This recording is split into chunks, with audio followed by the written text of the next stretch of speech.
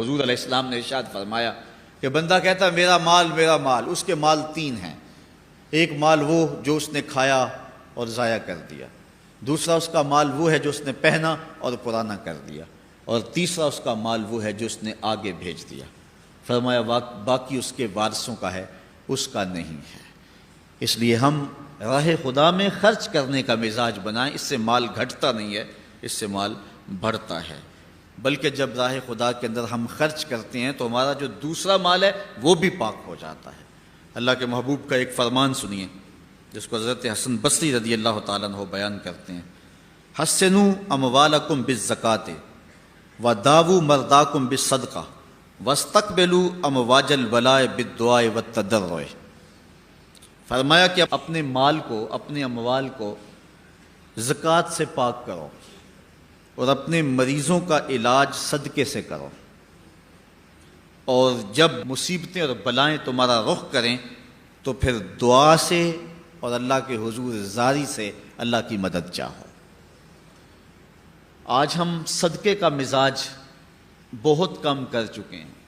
اسی زمانے میں ایسا ہوتا تھا کہ جب کوئی بیمار ہوتا تھا تو سب سے پہلا کام لوگ یہ کرتے تھے کہ صدقہ دیا کرتے تھے، ڈاکٹر کے پاس پھر جایا کرتے تھے، حکیم کے پاس پھر جایا کرتے تھے، سب سے پہلے اس کی جان کا صدقہ دیا کرتے تھے۔ صدقہ قضا کو بدل دیتا ہے، تقدیر کو بدل دیتا ہے۔ صدقہ سے اپنے مریضوں کا علاج کرو۔ اصل ڈاکٹر کے پاس جانا، علاج کروانا سنت ہے، اس کی ممانعت نہیں ہے، لیکن یہ بات ہمیشہ ذہن میں رکھیے گا کہ ڈاکٹر کے پاس دوا ہے، شفا نہیں ہے۔ شفا اللہ کے دستے کرم میں ہے۔ اس لیے جب بھی بیمار ہو جاؤ تو پہلے صدقہ کرو اور پھر ڈاکٹر کے پاس جاؤ، اللہ اس صدقے کی برکت سے ڈاکٹر کی دوا میں شفا رکھ دے گا، کیونکہ شفا تو اس کے حکم میں ہے نا، چیزوں میں تو شفا نہیں ہے، وہ تو اس نے حکم جہاں دے دیا وہاں شفا ہے۔ حضرت موسیٰ علیہ السلام کے پیٹ میں درد کا احساس ہوتا ہے تو کوہ طور پہ چلے گئے، کیسے جلیل القدر نبی تھے، اللہ سے ڈائریکٹ رابطے تھے، اور جا کے کہا مالک میرے پیٹ میں درد ہو رہا ہے۔ اللہ اکبر۔ گھر کے نجی معاملے بھی رب سے ڈسکس کرتے تھے، اور کوئی جو ہے وہ ایسی چیز ہوتی وہ بھی رب سے ہی عرض کرتے تھے۔ کہا میرے مالک میرے پیٹ میں درد کا احساس ہو رہا ہے، دوائی کی پوری لینی ہے تو وہ بھی جا کے کوہ طور سے رب سے ہی لیتے تھے۔ تو اللہ تعالیٰ فرمایا فلان جنگل میں چلے جاؤ، وہاں اس شکل کے پتوں کی ایک بوٹی ہے، اس کو توڑو نچوڑو، اس کا پانی پیو، تمہیں شفا مل جائے گی۔ حضرت موسیٰ علیہ السلام گئے اور جا کے بوٹی کو توڑا نچوڑا، پانی پیا، شفا ہو گئی۔ کچھ عرصہ بیتا، دوبارہ اسی طرح کا درد جاگا۔ اب نسخہ تو ذہن میں تھا، کوہ طور پہ نہ گئے، اس جنگل میں چلے گئے اور جا کے بوٹی کو توڑا، اس کے پتے نچوڑے، پانی نکالا، پیا، لیکن درد اور زیادہ بڑھ جاتا۔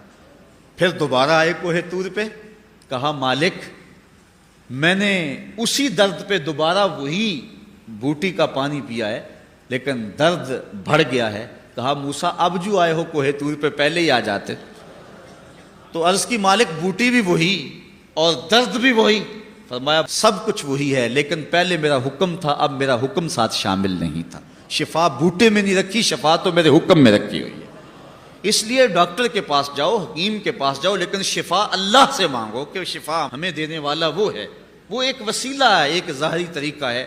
تو حضور علیہ الصلوۃ والسلام، اللہ اکبر، کیا خوبصورت ارشاد فرما رہے ہیں، حسنوا اموالکم بالزکاۃ، اپنے اموال کو زکوٰۃ سے پاک کرو، وداووا مرداکم بالصدقہ، اور اپنے مریضوں کا علاج صدقے سے کرو، واستقبلوا امواج البلاء بالدعاء والتضرع، جب مصیبتوں اور اذیتوں کے طوفان تمہاری طرف منہ کھولے ہوئے آئیں تو اس وقت اللہ سے آہوزاری کرو، اللہ کی حضور دعا کرو، التجا کرو اور اللہ سے مدد مانگو۔ وہ بلاؤں کے رخ کو موڑ دے گا، وہ مصیبتوں کے رخ کو پلٹ دے گا تمہاری جانب۔